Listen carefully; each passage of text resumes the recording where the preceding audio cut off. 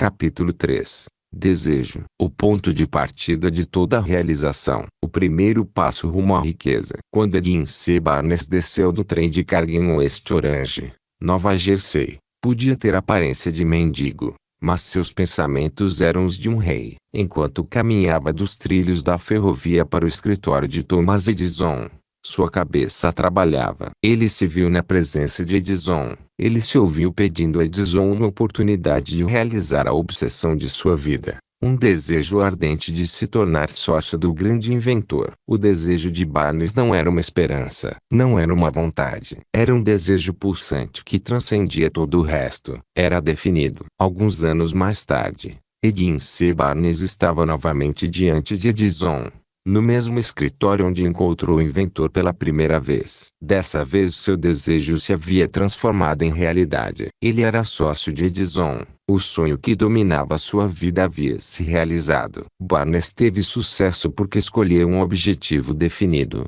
dedicou toda a sua energia, toda a sua força de vontade, todo o seu esforço.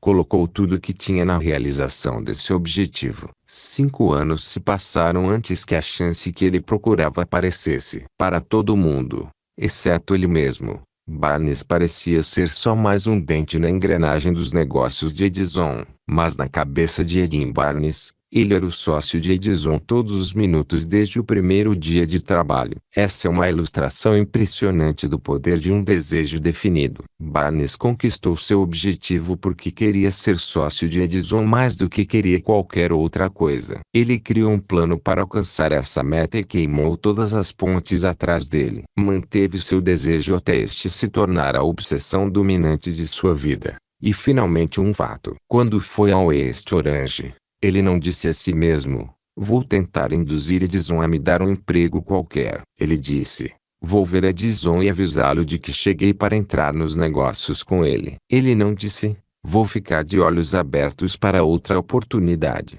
caso não consiga o que quero na organização de Edison. Ele disse: tem uma coisa neste mundo que estou determinado a ter, e é uma sociedade com Thomas Edison. Vou queimar todas as pontes atrás de mim e apostar todo o meu futuro na capacidade de conseguir o que quero. Ele não deixou uma possibilidade de recuar. Era vencer ou perecer. E isso é tudo que há na história de sucesso de Barnes. Não se permita recuar. Há muito tempo um grande guerreiro enfrentou uma situação em que teve que tomar uma decisão que garantiu seu sucesso no campo de batalha. Ele estava prestes a mandar seus exércitos contra um inimigo poderoso cujos homens eram numericamente superiores aos dele. Ele pôs seus soldados em barcos, navegou para o território inimigo e descarregou soldados e equipamento. Depois deu a ordem para queimarem os navios que os haviam transportado. Ao falar com seus homens antes da primeira batalha, ele disse: estão vendo os barcos se desfazendo em fumaça. Isso significa que não podemos sair destas praias vivos a menos que vençamos. Agora não temos escolha. Vencemos ou perecemos. Eles venceram. Cada pessoa que vence em qualquer empreitada deve estar disposta a queimar seus navios e fechar todas as vias de recuo. Esse é o único jeito pelo qual se pode ter certeza de manter o estado mental conhecido como desejo ardente de vencer. Ele é essencial para o sucesso. Na manhã seguinte ao grande incêndio de Chicago, um grupo de comerciantes ficou parado em State Street, olhando para os destroços fumegantes do que havia sido suas lojas. Eles se reuniram para decidir se deviam tentar reconstruir ou se deixavam Chicago e recomeçavam em uma região mais promissora do país. Decidiram partir. Todos, menos um. O comerciante que decidiu ficar e reconstruir sua loja apontou um dedo para o que restava dela e disse: cavalheiros, nesse mesmo lugar vou construir a maior loja do mundo, independentemente de quantas vezes ela queimar. Isso foi em 1871. A loja foi construída e ainda está lá hoje. A loja de departamentos Marshall Fields é um monumento ao poder do estado mental conhecido como desejo ardente. O mais fácil teria sido Marshall Field fazer exatamente o que seus companheiros fizeram. Quando a situação era difícil e o futuro parecia desanimador, Eles partiram e foram para onde parecia mais fácil. Marque bem essa diferença entre Marçal Field e os outros comerciantes. E a diferença que distingue aqueles que alcançam o sucesso dos que fracassam. Todo ser humano com idade suficiente para entender o valor do dinheiro quer tê-lo. Mas querer não traz riqueza. Desejar riqueza com um estado mental que se torna uma obsessão. Depois planejar meios definidos para alcançar a riqueza e respaldar esses planos com persistência. Uma persistência que não reconhece o fracasso. É isso que vai trazer riqueza. Comentário. Em outros de seus escritos, Napoleão Hill usa o termo definição de objetivo como substituto para desejo. A seguinte explicação é adaptada do livro Believe and Achieve da Fundação Napoleão Hill. Desejo ou definição de objetivo é mais que estabelecer uma meta. Nos termos mais simples, seu desejo é o mapa para alcançar um objetivo geral na carreira. Suas metas representam passos específicos ao longo do caminho. Ter um desejo ou uma definição de objetivo para sua vida tem um efeito sinérgico sobre a capacidade de atingir metas. À medida que se torna melhor no que faz, você dedica todos os recursos que tem à realização de seu objetivo. Fica mais alerta para oportunidades e toma decisões mais depressa. Cada ação executada leva à pergunta: essa meta vai me ajudar a realizar meu desejo, meu objetivo geral, ou não? Seu objetivo vai se tornar sua vida. Vai permear sua mente consciente e subconsciente. 6 maneiras de transformar desejo em ouro. O método pelo qual seu desejo de riqueza pode ser transmutado em seu equivalente financeiro consiste de 6 passos definidos, práticos. 1. Registre mentalmente o valor exato que você deseja ter em dinheiro. Não é suficiente dizer apenas quero bastante dinheiro. Defina o valor. Existe uma razão psicológica para essa definição e ela será explicada nos próximos capítulos. 2. Determine exatamente o que você pretende dar em troca do dinheiro que deseja. Não existe uma realidade do tipo algo a troco de nada. 3. Estabeleça uma data definida para quando pretende ter o dinheiro que deseja. 4. Crie um plano definido para realizar seu desejo e comece imediatamente. Esteja você pronto ou não, a pôr esse plano em prática. 5. Agora anote tudo. Escreva uma declaração clara e concisa do montante de dinheiro que pretende adquirir. Estabeleça a data limite para a aquisição.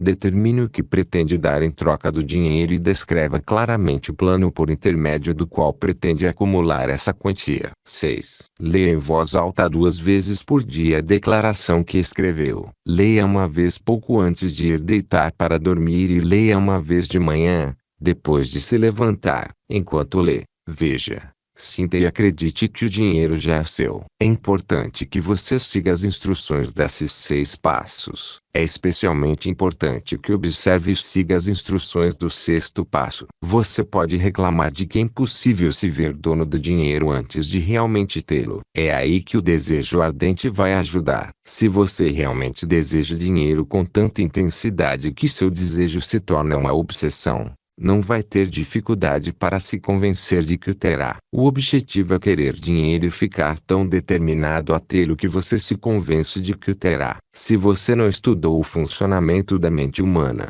essas instruções podem parecer impraticáveis. Pode ser útil saber que a informação que elas transmitem me foi dada por Andrew Carnegie, que se tornou um dos homens mais bem-sucedidos na história norte-americana. Carnegie começou como um trabalhador comum nas usinas de aço, mas conseguiu, apesar do começo humilde, fazer esses princípios renderem uma fortuna de consideráveis mais de $100 milhões. Em termos atuais, o valor da fortuna de Carnegie seria de $20 bilhões, pelo menos, e provavelmente muito mais. Também pode ser útil saber que os 6 passos foram cuidadosamente examinados pelo famoso inventor e empresário de sucesso Thomas Edison. Ele deu seu carimbo de aprovação, dizendo que os passos são essenciais não só para acumular dinheiro, mas para a realização de qualquer objetivo. Comentário. Na época em que Napoleão Hill escreveu essas palavras, os avanços em nossa compreensão da fisiologia do cérebro e da psicologia da mente haviam proporcionado uma compreensão muito maior da motivação humana. Ainda assim, Os métodos usados pelos modernos especialistas motivacionais são essencialmente as mesmas técnicas aconselhadas por Yu. Pesquisas confirmam que a sólida base psicológica para fazer como Yu aconselha, ser bem específico quando estabelecer objetivos, executar a ação física de anotar esses objetivos no papel e repetir seu objetivo estabelecido em voz alta para si mesmo frequentemente. Essas técnicas conquistaram ampla aceitação entre os especialistas modernos do campo. O princípio psicológico em ação é semelhante àquele subjacente à autossugestão e à auto-hipnose, que serão discutidas mais profundamente no capítulo 5, Autossugestão, e no capítulo 13, a mente subconsciente. A instrução de Yu para se ver como você será quando já tiver alcançado seu objetivo também é uma técnica específica. Hoje ela costuma ser ensinada por especialistas em motivação com o nome de visualização criativa. No capítulo 4, sobre fé, e no capítulo 5, sobre autossugestão, Yu explica seu método. Antes de seguir em frente, os editores gostariam de reforçar o conselho de Yu para que suas instruções sejam seguidas ao pé da letra. Os editores sabem que existe por parte do leitor uma tendência para presumir que é suficiente entender um conceito apenas intelectualmente. Quando ler os 6 pontos de Yu, você provavelmente vai se pegar pensando: sim, claro, algumas pessoas podem precisar anotar as coisas, mas não sou criança. Já entendi. Ou, tudo bem. Entendo que falar em voz alta pode ajudar algumas pessoas menos sofisticadas, mas já entendi a ideia intelectualmente. Se é assim que você pensa, lembre-se de que muitas das pessoas bem-sucedidas que você admira não se achavam espertas demais ou sofisticadas demais para seguir as instruções de Yu. Os editores destacam mais uma vez que, se Napoleão Hill acreditava que escrever e falar em voz alta seus objetivos é importante e se psicólogos e especialistas motivacionais concordam, seria tolice não seguir esse conselho simples. Apenas faça. Os passos não pedem trabalho duro, não pedem sacrifício. Colocá-los em prática não requer muita educação formal, mas os 6 passos requerem imaginação suficiente para ver e entender que o acúmulo de dinheiro não pode ser deixado ao acaso ou para a sorte. Você também deve saber desde já que nunca pode ter riqueza em grande quantidade, a menos que consiga criar um desejo intenso por dinheiro e realmente acreditar que o terá. O poder de grandes sonhos. Se você está na corrida por riqueza, deve ser incentivado pela seguinte verdade: o mundo em que vivemos exige novas ideias, jeitos novos de fazer as coisas, novos líderes, novas invenções e novos métodos, estilos, versões e variações de tudo o tempo todo. Por trás de toda essa demanda por coisas novas e melhores, tem uma qualidade que você deve ter para vencer, e ela é a definição do objetivo, o conhecimento do que você quer e um desejo ardente de tê-lo. Se você realmente deseja riqueza, lembre-se de que os verdadeiros líderes do mundo sempre foram pessoas que aproveitaram e puseram em prática as intangíveis e invisíveis forças da oportunidade. Líderes são as pessoas que convertem essas oportunidades em cidades, arranha-céus, fábricas, transporte, entretenimento e todas as formas de conveniência que deixam as coisas mais fáceis, mais rápidas, melhores ou simplesmente tornam a vida mais agradável. Ao traçar os planos para adquirir sua cota de riqueza, não se deixe diminuir por ninguém por ser um sonhador. Para ganhar o grande prêmio nesse mundo em transformação,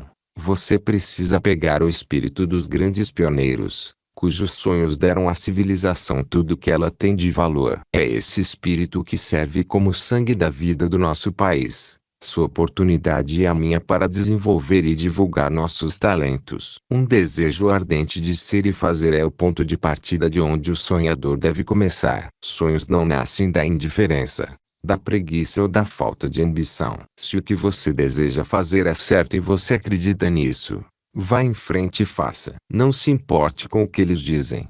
casos sofre uma derrota temporária. Eles não sabem que cada fracasso traz consigo a semente de um sucesso equivalente. Marconi sonhou com um sistema para enviar o som de um lugar a outro sem uso de cabos. Você pode se interessar em saber que amigos de Marconi o levaram sob custódia para ser examinado em um hospital psiquiátrico quando anunciou que havia descoberto um princípio pelo qual podia enviar mensagens pelo ar. Evidências de que ele não sonhou em vão podem ser encontradas em todos os rádios e aparelhos de televisão, telefones celulares, satélites de comunicação e outros equipamentos sem fio vírgula do mundo. Felizmente, os sonhadores de hoje vivem melhor. Hoje o mundo é cheio de oportunidades que os sonhadores do passado nunca conheceram. Se você duvida disso, se está se sentindo destruído por um fracasso recente, vai descobrir em breve como esse fracasso pode ser seu bem mais valioso. Quase todo mundo que alcança o sucesso na vida começa mal e passa por muitas dificuldades dolorosas antes de chegar lá. O ponto de transformação na vida daqueles que alcançaram o sucesso normalmente acontece no momento de alguma crise,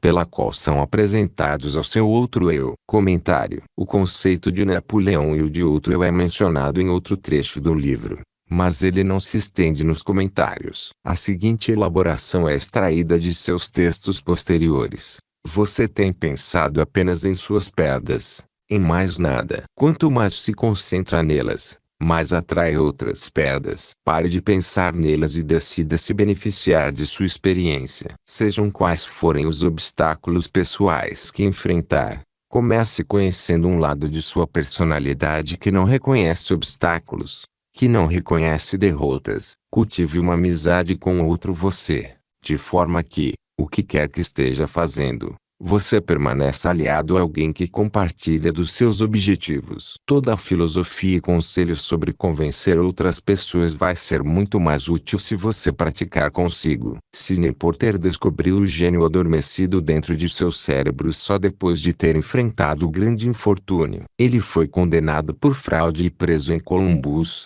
Ohio, e foi lá que conheceu seu outro eu. Ele começou a escrever contos. Depois, ainda preso, começou a vender essas histórias para revistas sob o pseudônimo Henry. Usando a imaginação, ele se descobriu um grande autor em vez de um miserável criminoso e proscrito. Quando foi solto, o Henry era o escritor de contos mais popular do país. Comentário: mais recentemente, em outra prisão, outro tipo de escritor conheceu seu outro eu, e a música country ganhou um de seus mais talentosos compositores e um de seus maiores astros. Quando Merle Haggard era criança, a casa da família era um vagão reformado em Bakersfield, Califórnia. Depois que o pai morreu, quando Merle tinha 9 anos, a casa mais comum para o jovem foi uma série de centros de detenção juvenil. Aos 16 anos, ele abandonou a escola, e, durante os 4 anos seguintes, a única marca que Merle Haggard deixou no mundo foi uma ficha policial extensa por roubo de carros, assaltos e cheques falsificados. Aos 20 anos, ele cumpria pena em San Quentin e ganhava fama de vigarista incorrigível. Então ele conheceu seu outro eu. Inspirado por um show que Johnny Cash fez para os detentos e também por conversas com homens que estavam no corredor da morte durante um tempo que passou na solitária, Haggard aprendeu que tinha outro eu e esse eu tinha alguma coisa a dizer por meio da música. Quando saiu da solitária, Haggard pediu o trabalho mais duro que a prisão tinha a oferecer. Inscreveu-se em cursos noturnos na penitenciária, emendou-se e conseguiu a condicional depois de 2 anos e meio. Voltou a Bakersfield, onde cavava valas durante o dia para poder aperfeiçoar suas composições e se apresentava à noite. Em 3 anos conseguiu um contrato com uma gravadora. Em 5 chegou à lista dos 10 mais e seguiu em frente até se tornar uma das vozes mais influentes na moderna música country. Thomas Edison sonhou com uma lâmpada que poderia funcionar com eletricidade e começou onde estava a pôr seu sonho em prática. Ele falhou mais de 10.000 vezes. Apesar dos fracassos, persistiu naquele sonho até finalmente ser levado a descobrir o gênio que dormia dentro de seu cérebro. Comentário: Dean Kamen conheceu seu outro eu bem cedo na vida. Adolescente, Kamen fundou a própria empresa, produzindo e vendendo sistemas de controle para shows automatizados de som e luz. Ele ainda estava no ensino médio quando assinou o contrato para automatizar a bola da véspera de Ano Novo na Times Square. Embora tenha ido para a universidade, não se formou porque estava ocupado demais trabalhando em algo que chamava de autosseringa, a primeira bomba de infusão para administrar terapias medicamentosas. Sua invenção foi aclamada como um marco na medicina, como muitas outras de suas criações, que incluem uma revolucionária máquina de hemodiálise, uma bomba de insulina para diabéticos, um stent aprimorado para pacientes cardíacos e mais de 150 outros aparelhos que patenteou. Um dia, vendo a dificuldade que um cadeirante enfrentava para subir na calçada, Kamen decidiu criar um aparelho que liberasse as pessoas confinadas a cadeiras de rodas. O resultado é o iBot, um revolucionário equipamento com rodas que usa computadores e um sistema de giroscópios estabilizadores que imitam o funcionamento do corpo humano. Ele não apenas sobe em calçadas, como sobe e desce escadas, percorre quase todo tipo de terreno acidentado e permite ao usuário se levantar e ficar na mesma altura de uma pessoa em pé. E faz isso tudo sem o usuário precisar sair do aparelho ou pedir ajuda a alguém. Em 2001, Kamen chegou às primeiras páginas quando apresentou o Segway,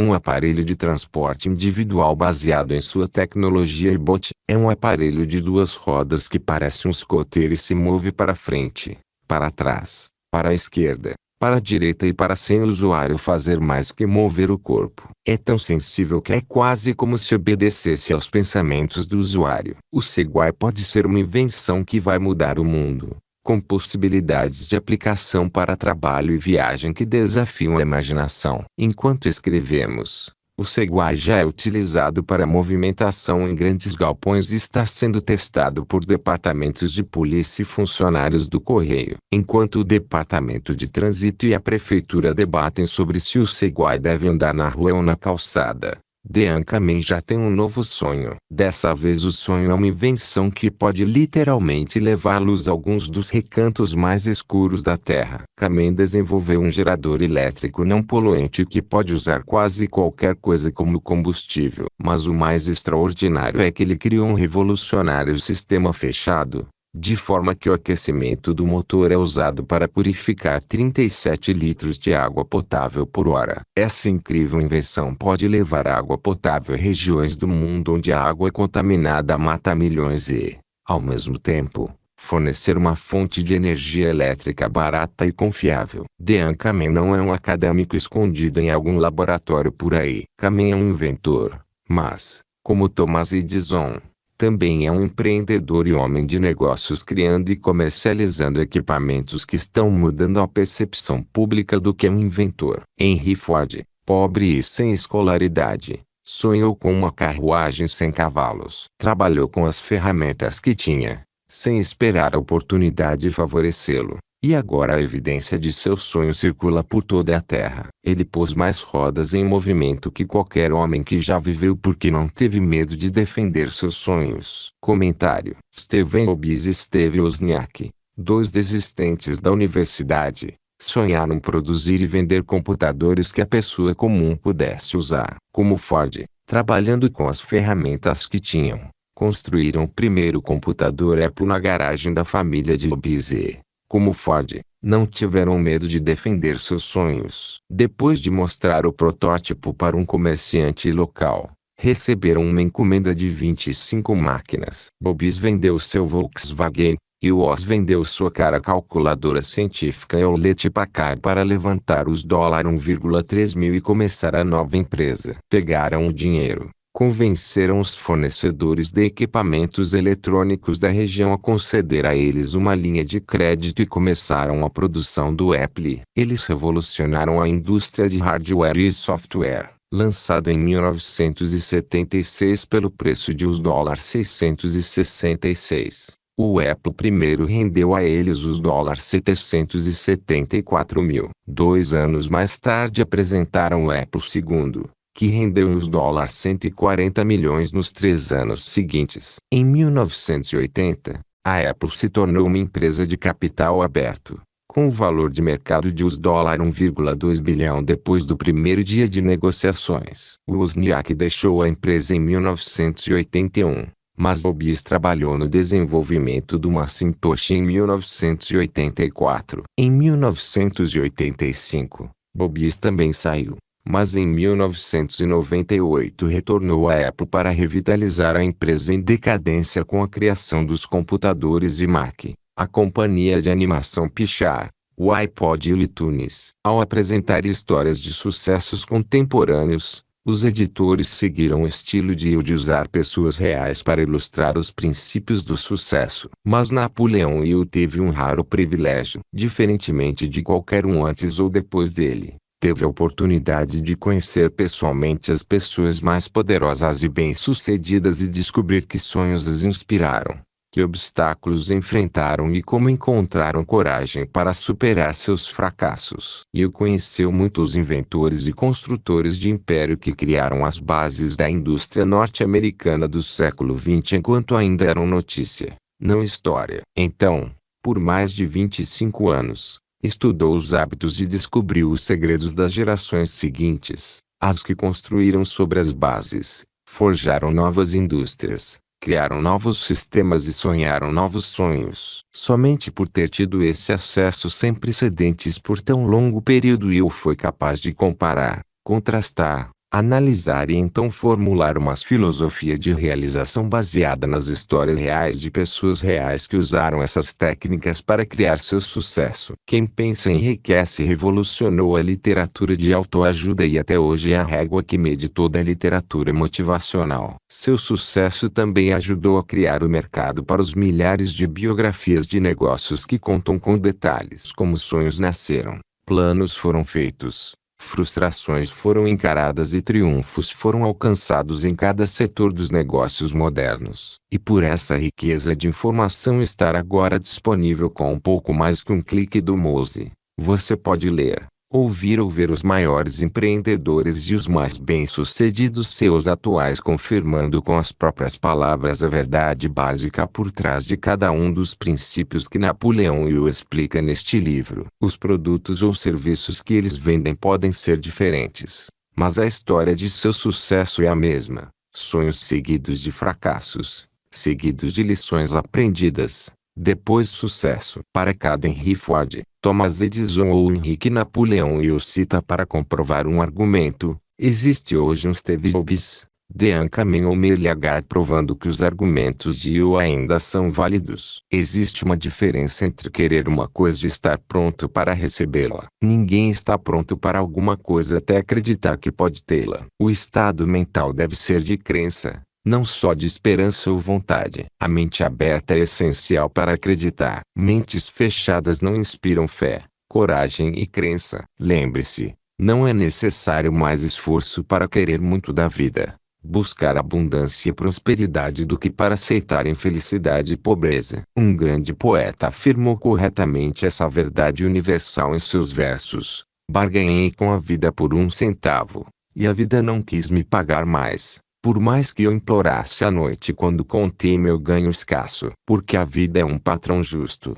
Ela dá o que você pede, mas, depois que você fixou o salário, tem que enfrentar a tarefa. Trabalhei por um salário baixo, só para aprender, desanimado, que qualquer salário que tivesse pedido à vida, a vida teria pago de bom grado. O desejo é mais astuto que a mãe natureza. Como um clímax adequado para este capítulo, quero apresentar uma das pessoas mais incomuns que já conheci. Eu vi pela primeira vez alguns minutos depois de ele nascer. Ele veio ao mundo sem nenhum sinal físico de orelhas. Quando pressionado para emitir uma opinião, o médico concluiu que a criança poderia ser surda e muda para sempre. Eu contestei a opinião do médico. Tinha esse direito. Eu era o pai da criança. Também cheguei a uma decisão, mas expressei minha opinião silenciosamente, no sigilo do meu coração. Em minha mente, eu sabia que meu filho ia falar e ouvir. Como? Tinha certeza de que havia um jeito e sabia que o encontraria. Pensei nas palavras do imortal Emerson: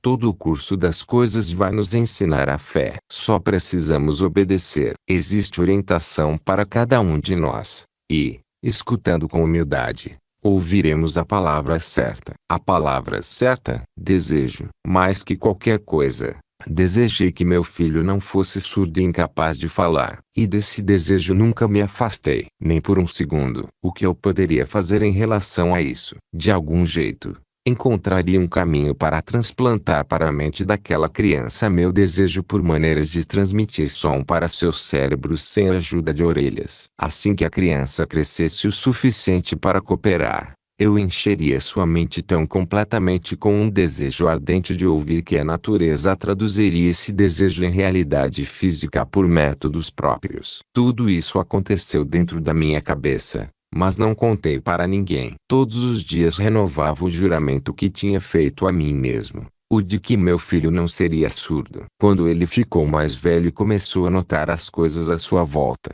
observamos que tinha um pequeno grau de audição. Quando chegou a idade em que as crianças normalmente começam a falar, ele não fez tentativa nenhuma, mas podíamos perceber por suas atitudes que ele ouvia ligeiramente certos sons. Isso era tudo de que eu precisava saber. Estava convencido de que, se ele podia ouvir, mesmo que ligeiramente, podia desenvolver uma capacidade auditiva ainda maior. Então aconteceu uma coisa que me deu esperança. Algo que veio de uma fonte inteiramente inesperada. Compramos um fonógrafo. Quando a criança ouviu a música pela primeira vez, entrou em êxtase. Ele se apropriou prontamente da máquina. Em uma ocasião, tocou um disco por quase 2 horas parado na frente do fonógrafo, com os dentes comprimindo a beirada da caixa. O significado disso só ficou claro para nós anos mais tarde. Na época, nunca tínhamos ouvido falar do princípio da condução óssea do som. Pouco depois de ele ter se apropriado do fonógrafo, descobri que ele podia me ouvir claramente quando eu falava com os lábios tocando seu osso mastoide, na base do crânio. Determinado de que ele podia ouvir o som de minha voz, comecei imediatamente a transferir para sua mente o desejo de ouvir e falar. Quando descobri que meu filho gostava de ouvir histórias antes de dormir, comecei a criar histórias destinadas a desenvolver nele a autoconfiança, a imaginação e um forte desejo de ouvir. Havia um enredo em particular que eu enfatizava muitas vezes. Cada vez que o contava, dava a ele uma nova e dramática coloração. Essas histórias eram criadas para plantar em sua mente o pensamento de que sua aflição não era uma deficiência, mas um bem de grande valor. Como resultado de meus estudos e de minha experiência pessoal, eu acreditava firmemente que toda adversidade traz com ela a semente de uma vantagem equivalente. Porém, apesar das minhas crenças, devo confessar que não tinha a menor ideia de como essa incapacidade poderia se tornar um bem. Ele ganhou um novo mundo com 6 centavos. Analisando agora essa experiência, consigo ver que a fé de meu filho em mim teve muito a ver com os resultados surpreendentes. Ele não questionava nada do que eu dizia. Vendia a ideia de que ele tinha uma vantagem distinta sobre o irmão mais velho e de que essa vantagem se refletiria de muitos jeitos. Por exemplo, os professores na escola notariam que ele não tinha orelhas e por causa disso dariam a ele atenção especial e o tratariam com bondade extraordinária. E sempre trataram. Também vendi para ele a ideia de que, quando ele tivesse idade suficiente para vender jornais, seu irmão mais velho já tinha se tornado o vendedor de jornais, teria uma grande vantagem sobre o irmão. Meu raciocínio era que as pessoas pagariam mais por suas mercadorias porque veriam que ele era um garoto brilhante e esforçado, apesar de não ter orelhas. Quando ele tinha uns 7 anos, mostrou a primeira evidência de que meu método de estimulação mental estava dando frutos. Durante vários meses ele implorou pelo privilégio de vender jornais,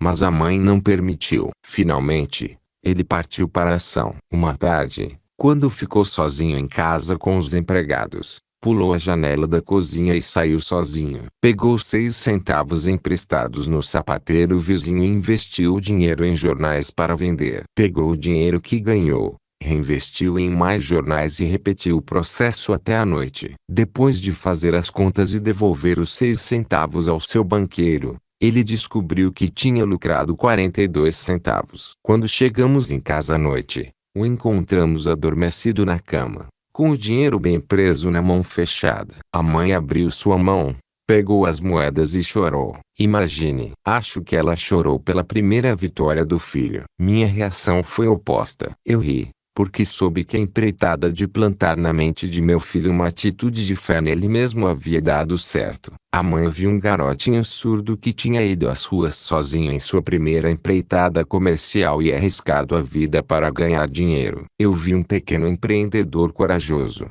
ambicioso e autossuficiente, cuja confiança em si mesmo havia aumentado 100%. Ele havia começado uma atividade por iniciativa própria e tinha vencido. Não fiquei apenas satisfeito, fiquei impressionado. Ele havia demonstrado claramente os primeiros sinais dos recursos que o acompanhariam por toda a vida. O garotinho surdo passou pelo ensino fundamental, médio e pela faculdade sem poder ouvir os professores, exceto quando gritavam bem alto e perto dele. Não foi para uma escola para surdos e não usamos a língua de sinais. Estávamos determinados. Ele viveria como qualquer garoto que ouvia e falava. Sustentamos essa decisão, embora ela nos tenha custado muitas discussões acaloradas com representantes da escola. Quando estava no ensino médio, ele experimentou um aparelho auditivo, que não teve valor nenhum em seu caso. Durante a última semana na faculdade, aconteceu uma coisa que marcou o mais importante momento de transformação em sua vida. Aparentemente por acaso, ele recebeu outro aparelho auditivo enviado para ser testado. Ele demorou para testá-lo, devido à decepção com um aparelho similar. Finalmente ele o pegou e, descuidado, colocou na cabeça e ligou a bateria. De repente, como que por mágica, seu eterno desejo de ouvir normalmente se tornou realidade. Pela primeira vez na vida ele ouvia praticamente tão bem quanto qualquer pessoa com audição normal. Eufórico com o novo mundo mostrado a ele, correu para o telefone, ligou para a mãe e ouviu a voz dela perfeitamente. No dia seguinte, pela primeira vez na vida, ele ouviu com clareza a voz dos professores na sala de aula. Pela primeira vez na vida, podia conversar livremente com outras pessoas, sem que elas tivessem que falar alto. De fato, ele se apoderava de um mundo transformado. Seu desejo finalmente rendia frutos. Mas a vitória ainda não era completa. Ele ainda precisava encontrar um jeito definido e prático de converter sua incapacidade em um bem equivalente. Pensamento que faz milagres. Intoxicado com a alegria do mundo de sons recém-descoberto, ele escreveu uma carta para o fabricante do aparelho auditivo descrevendo com entusiasmo sua experiência. Alguma coisa na carta fez a empresa convidá-lo para ir a Nova York. Ele foi levado para visitar a fábrica e, enquanto conversava com o engenheiro responsável e contava a ele sobre seu mundo modificado, uma ideia, ou uma inspiração, chame como quiser surgiu em sua cabeça. Foi esse impulso de pensamento que transformou sua incapacidade em bem. Um bem que renderia muito dinheiro e muita felicidade para sempre. A soma e a substância daquele impulso foram o seguinte. Ele pensou que poderia ajudar os milhões de pessoas que passam pela vida sem o benefício dos aparelhos auditivos. Se pudesse encontrar um jeito de contar a elas a história que havia mudado seu mundo. Durante um mês, ele realizou uma pesquisa extensa na qual analisou todo o sistema de marketing do fabricante do aparelho auditivo. Depois criou um plano para alcançar outras pessoas com deficiência auditiva no mundo todo, compartilhar com elas seu mundo modificado recém-descoberto. Feito isto, escreveu um plano de 2 anos baseado em suas descobertas. Quando apresentou o plano à empresa, foi imediatamente contratado com o objetivo de realizar sua ambição. Quando foi trabalhar, ele nem sonhava que seu destino era levar esperança e alívio prático a milhares de pessoas que, sem sua ajuda, seriam limitadas para sempre pela surdez. Não tenho dúvida de que Blair seria surdo e mudo a vida toda, se a mãe dela e eu não tivéssemos conseguido moldar sua mente como fizemos. Quando plantei em sua mente o desejo de ouvir, falar e viver como outras pessoas, o impulso foi acompanhado de uma estranha influência que fez a natureza se tornar uma construtora de pontes e transpor o golfo de silêncio que existia entre o seu cérebro e o mundo exterior. Realmente, um desejo ardente tem meios tortuosos de se transmutar em seu equivalente físico. Blair desejou audição normal. Agora ele a tem. Ele nasceu com um quadro que, naquele tempo, Poderia ter facilmente mandado uma pessoa com um desejo menos definido para a rua com um monte de lápis e uma canequinha. A mentirinha inocente que plantei em sua mente quando ele era criança, que o levou a acreditar que a deficiência auditiva se tornaria um grande bem, justificou-se. Estou convencido de que não há nada, certo ou errado, que a crença, mas o desejo ardente, não possam concretizar. Essas qualidades são gratuitas para todo mundo. Comentário: quando Napoleão Hill estava terminando este capítulo sobre o desejo,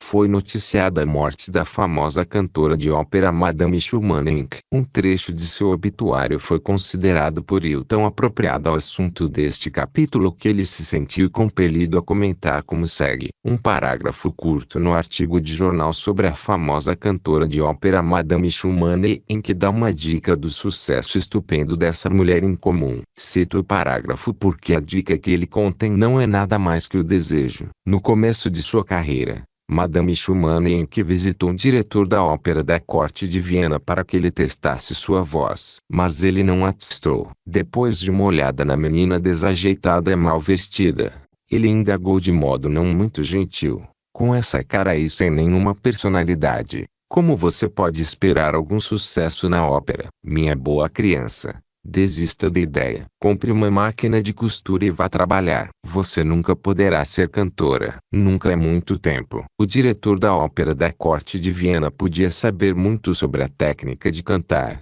mas sabia pouco sobre o poder do desejo que assume a proporção de uma obsessão. Se soubesse mais sobre esse poder, ele não teria cometido o erro de condenar o gênio sem dar a ele uma oportunidade. Comentário: embora poucos leitores desta edição conheçam Madame Schumann, todo leitor conhece meia dúzia de histórias semelhantes. Ela é válida para cada geração e cada tipo de música. Em algum momento, até os maiores astros foram fracassos. Em algum momento, alguém disse a eles que não eram bons o bastante. Mas, em cada uma dessas vezes em que eles fracassaram, o desejo era maior que o fracasso. É por isso que você conhece suas histórias. E também é por isso que você nunca ouviu nada sobre milhares de outros artistas que também ouviram alguém dizer que eles não eram bons. Esses dos quais você nunca ouviu falar são aqueles cujo desejo não era grande o bastante. São os que acreditavam que fracasso era derrota. Vários anos atrás um dos meus sócios adoeceu. Ele piorou com o passar do tempo e, por fim, foi levado ao hospital para fazer uma cirurgia. O médico me avisou que havia pouco ou nenhuma chance de eu ver meu sócio vivo novamente. Mas essa era a opinião do médico, não era a opinião do paciente. Pouco antes de ser levado na maca, ele cochichou para mim: não se preocupe, chefe. Sairei daqui em poucos dias. A enfermeira olhou para mim com cara de piedade. Mas o paciente ficou bem. Depois que tudo acabou, o médico disse: nada além do desejo de viver o salvou. Ele não teria sobrevivido se não tivesse se recusado a aceitar a possibilidade da morte. Comentário: nos anos de 1980, o fenômeno sobre o qual Napoleão Hill escreveu no parágrafo anterior passou a ser aceito por um segmento cada vez maior da população. Entre os adeptos havia muitos médicos que incorporaram o conceito sob o termo conexão mente-corpo e, na virada do século XXI, a crença de que a mente pode manifestar mudanças físicas no corpo se tornou parte da prática médica comum. No capítulo 5, Autossugestão, você vai encontrar mais comentários sobre os aspectos médicos de ter um desejo ardente. Eu acredito no poder do desejo respaldado pela fé em si porque vi esse poder alçar gente de um comércio muito baixo a lugares de poder e riqueza. Eu vi privar sepulturas de suas vítimas. O vi servir de meio pelo qual as pessoas deram a volta por cima depois de uma centena de diferentes derrotas. E o vi dar a meu filho uma vida normal, feliz e bem-sucedida, apesar de a natureza tê-lo trazido ao mundo sem orelhas. Como você pode comandar e usar o poder do desejo? A primeira parte da resposta é a técnica no começo deste capítulo. Você vai aprender mais no próximo capítulo deste livro e nos seguintes. Por intermédio de algum estranho e poderoso princípio, a natureza embrulha no impulso de um forte desejo aquela coisa que não reconhece a palavra impossível e não aceita a realidade do fracasso. Não há limitações para a mente, exceto aquelas que reconhecemos.